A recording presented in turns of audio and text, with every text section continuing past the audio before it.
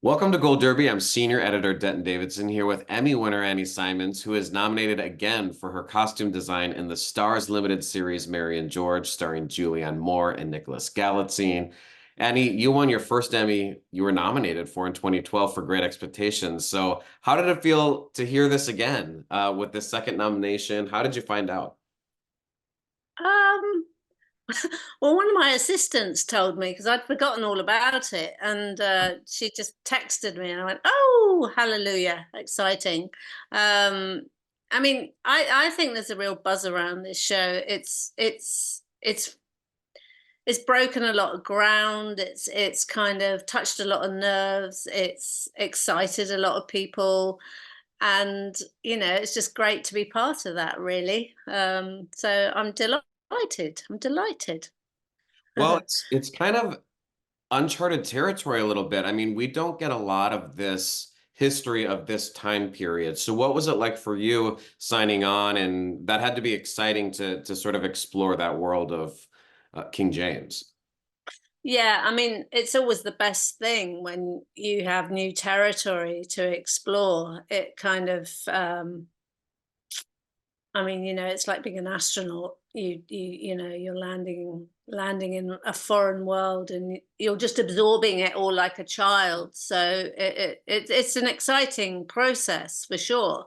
And I think when you, it's funny when you start a job like this where you haven't touched that period before, and you're looking at new references, and you're really trying to pull it apart and abstract it, um, and do the justice, or do the best job you can, and you get pretty much to the end of a job and you think, oh, I really want another job in this period because I'm just getting under the skin of it, I'm just beginning to understand it. What is it like to dive into something that's 400 years ago? I mean, you obviously don't have photos and video like we do for like period pieces in more recent history. So do you have to sort of have a little bit of imagination to go along with like paintings and writings, or how does that work?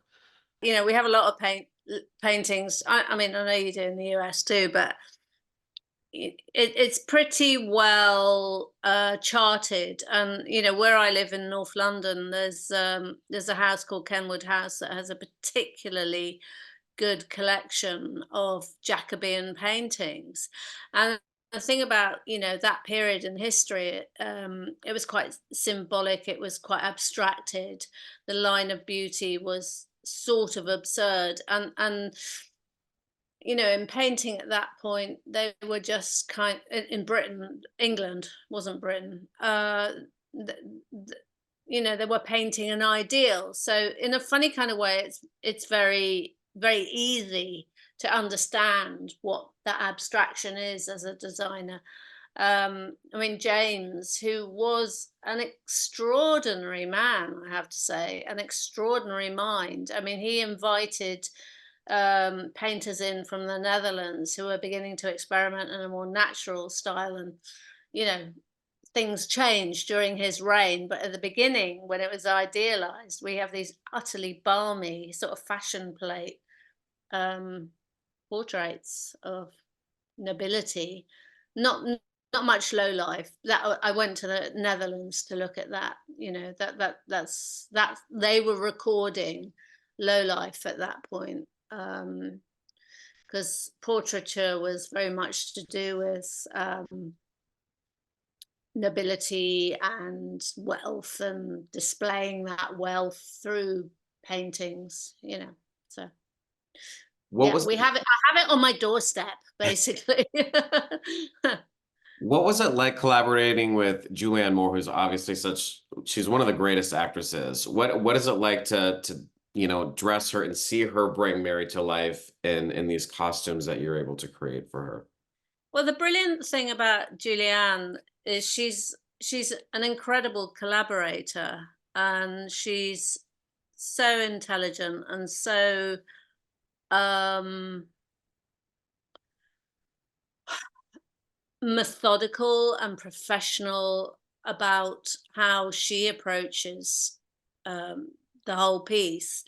I flew over to where was I? Savannah. She was in Savannah. So I flew over to fit her there, and I took about 15 suitcases of farthingales and bits and pieces that I'd found that I thought might be useful. And, when you meet an actor for the first time, you're basically sizing them up anatomically as well as talking about character and the passage. And she was very, very receptive, never having worn these big shapes before. And, she's only, I think the 50s was the deepest period she'd ever been in. So this was foreign territory for her. And, it was great. I mean, we had a really good working relationship, I'd say. I think I'd hope she'd say the same thing. I know she'd say the same thing. But it's process. You look at the body. You find out what works on the body, and you talk about the character, and then you talk about the big scheme of thing, which is what the design ideas, which came from collaborating with Oliver, and you know so it progresses. Yeah. And Mary's character evolves throughout the series. I mean, she's clawing and scratching her way to the top and doing whatever she can, but her outfits sort of show that evolution as well. From what I understand, even in the beginning, if she's a little scuffed up, like there's maybe some dirt, I understand you like paint that on. I mean, this is like a painstaking task. Talk about the evolution of Mary and how her fashion evolves through the series. Well, for me, it was really important that this character is like a chess piece that kind of works its way across a complicated board of social game playing.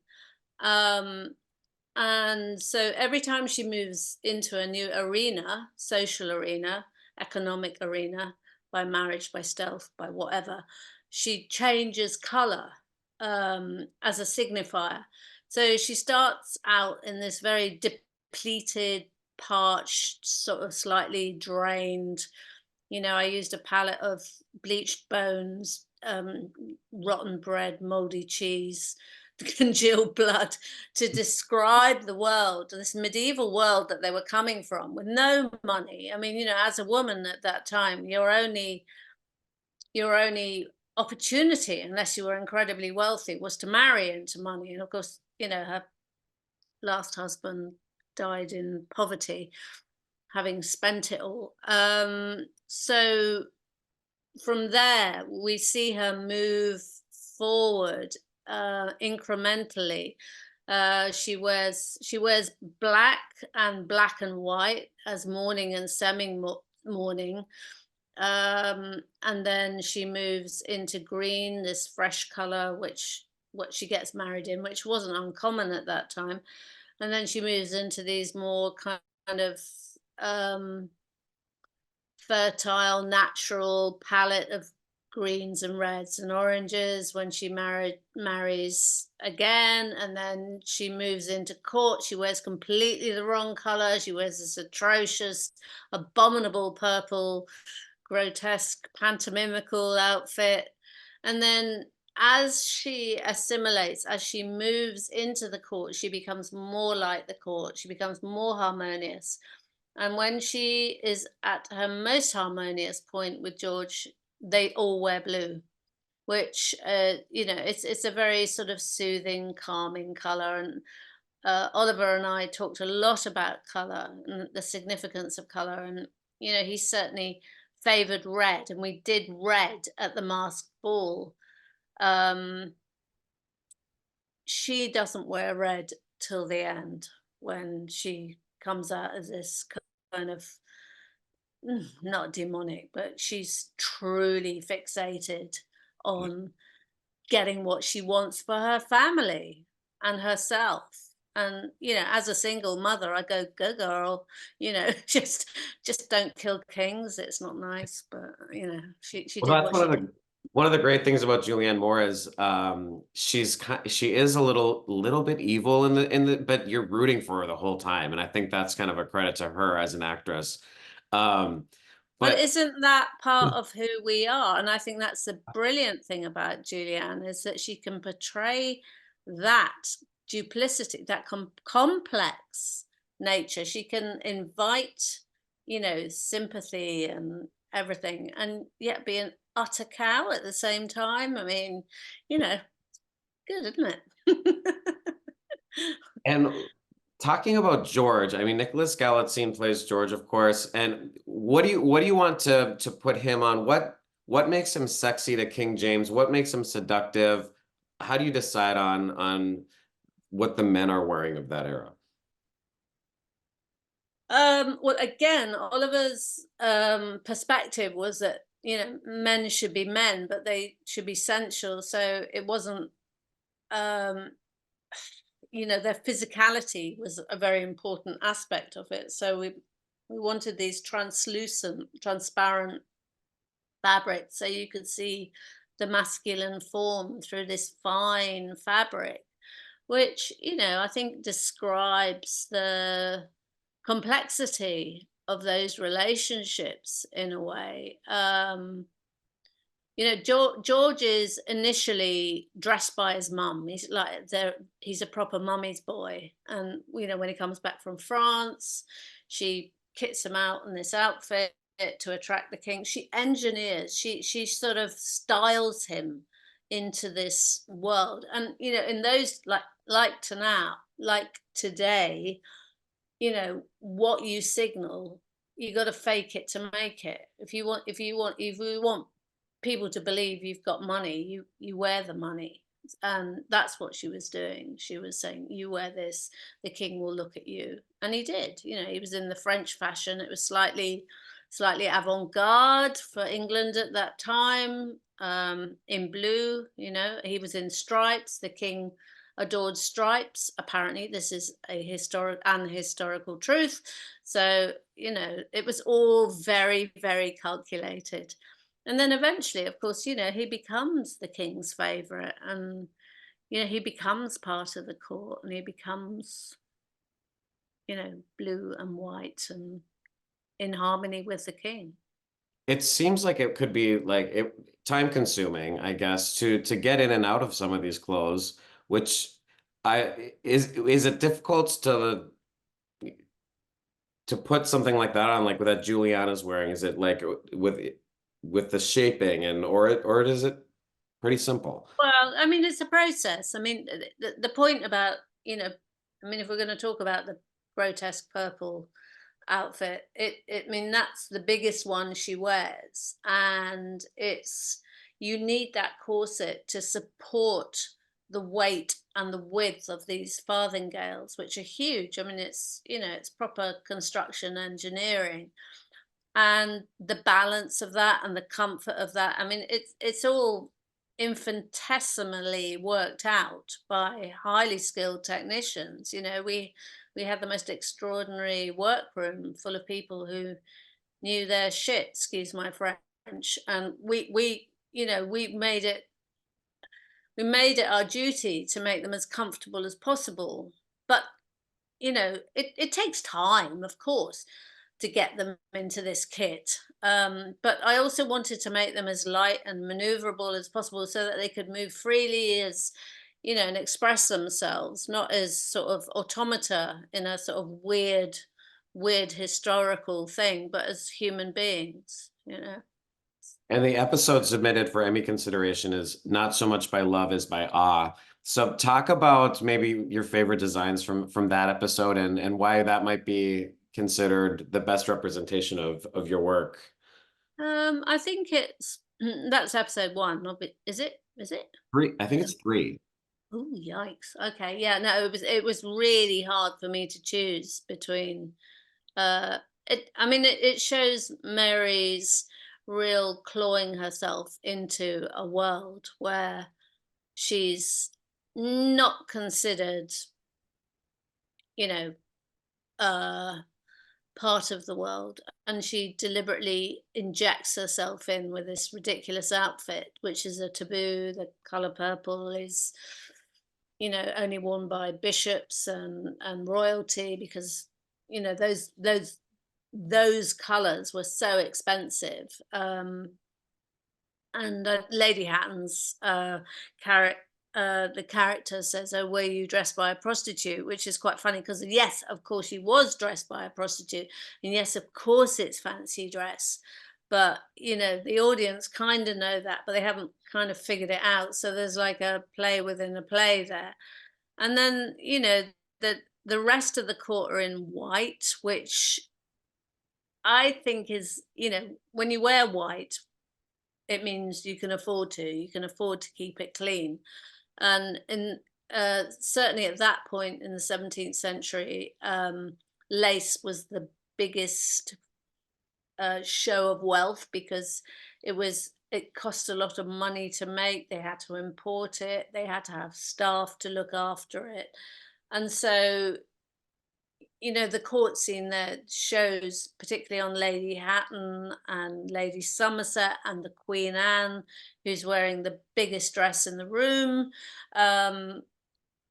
They display all of that, and then eventually, through the storytelling, Mary is accepted into the court. So at the end of that episode, she's in a more muted blue, harmonious outfit, as are the rest of the court. She's arrived in society. She doesn't have to fight. She doesn't have to make a big or a bad impression anymore.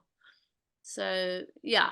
And there's a lot of scenes in that episode as well with a lot of extras in the background and supporting players. The sheer number of costumes that you had to create, you had to have had an incredible team. How big is the team working on this? And does everyone sort of have their roles, or how do you assemble something like that?